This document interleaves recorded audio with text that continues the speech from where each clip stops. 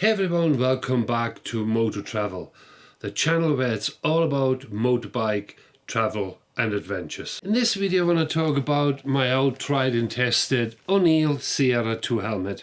I used that on and off for the last 18 months and I want to give you a heads up about it right after this.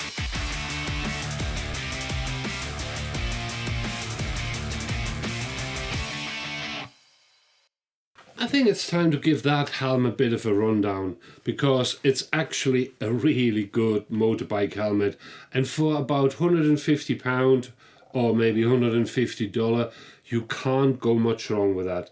There's a few niggles and I really like to highlight them. The Untitled Sierra 2 is my first ADV style helmet. In the past I always travelled with this, the Shoei Neotech. And it's an excellent motorbike helmet and I really enjoyed riding with it. It's extremely comfortable and really not too heavy. However, this kind of helmet is just not good for off-road riding. We all know off-road riding, and even if it's just a bit, takes it really out on you and you start sweating and it gets really hot. And my old helmet wasn't up to the job. On the other side, I didn't want to invest in a really expensive ADV helmet to start up with because I really want to find out if that kind of helmet actually suits me. So along came the Untitled Sierra 2. For 150 quid, you can't really fault it. Even for me personally, I found quite a few niggles with it, but as I said, for £150, that is an excellent helmet. Right, let's talk about the spec as per manufacturer. The weight is 3 pounds, what is really comfortable to wear. The inside is covered with a special material what wicks away any moisture from your hair and your neck. There is super lots of ventilation in that helmet, what is a marvelous thing when you go off-road. You have your normal visor. And the visor also includes a pin lock. What is a bit small, but it does the trick. The ventilation is a bit weird, to be honest. Yes, you have massive amount of airflow.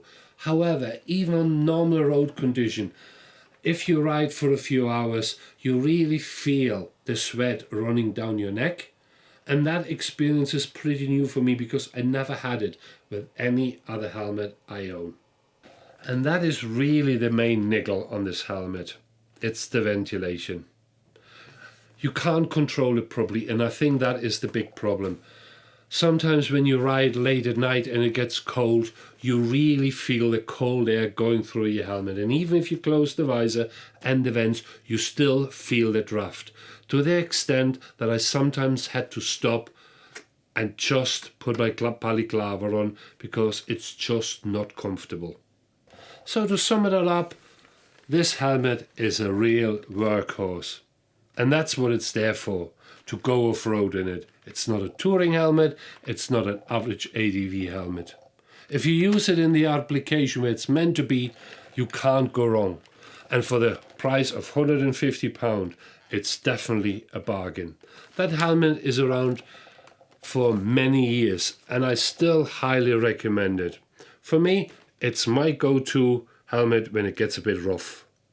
So that's about it from me. Thank you very much for watching this video. If you have any questions or queries or you want to leave some comments, do it in the comment section below. Until next time guys, ride safe.